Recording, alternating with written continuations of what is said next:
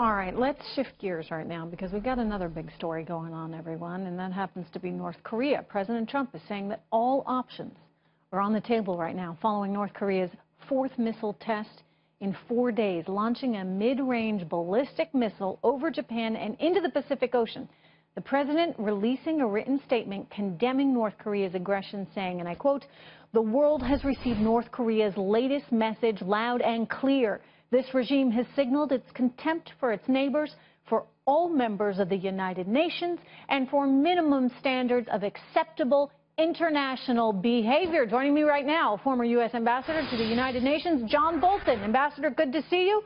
Glad to be with you. Well, we warned them. We warned them. So what happens now?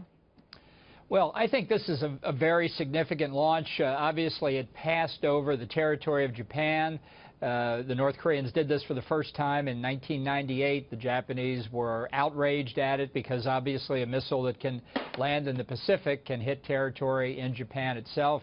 This missile's range was roughly long enough to hit Guam, U.S. territory, which they were warned against. I think, in fact, they pointed the missile in the other direction so as to avoid the Guam problem, but they've highlighted that the behavior of this regime in North Korea is completely unacceptable, and we don't know yet that they have the capability to put a nuclear warhead on that kind of missile or a longer range missile. Imagine what their behavior could be like once they get to that point.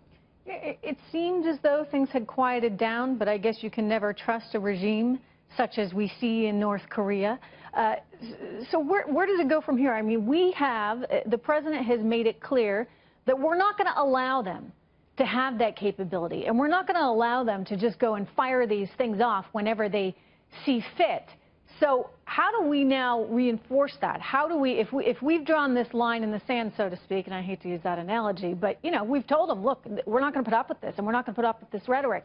How do we enforce that now, Ambassador? Yeah. Look, it is a line, and the president used tough rhetoric. He used tougher rhetoric than prior presidents. I think this should be the end of Secretary Tillerson and the State Department saying, let's negotiate with North Korea. We're encouraged that for 2 weeks they didn't fire any missiles. Let's talk to them. That's going nowhere.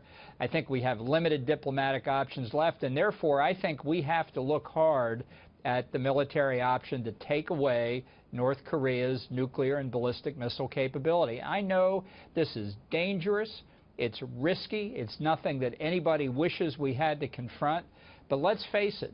What's the job of the president? It's to protect American citizens from nuclear blackmail by rogue regimes. And that is the prospect we face, perhaps in a year from now, perhaps less, but from whatever that point is, forever. What would that mean for Seoul? Well, I think obviously that's the principal danger that we're concerned about. But, you know, yesterday, Korea time, the South Koreans conducted a bombing exercise near the DMZ designed to simulate what they would face to take out the North Korean artillery positions on their side of the DMZ north of Seoul. Nobody wants this, but I'll just say it again. What's the primary duty of the President of the United States? To protect Americans, to protect Americans, to protect Americans. And from this regime and from regimes like Iran and others that could get nuclear weapons, I don't want Americans living under the threat of these kinds of regimes, irrational in our terms, having the capability to threaten and blackmail innocent American civilians. Dangerous world we've got right now. Ambassador Bolton, thank you. I'm going to continue this conversation with you tonight. I'm in for my friend Lou Dobbs, so I'll see you this evening at 7 p.m., Ambassador. Thank you. Look forward to it.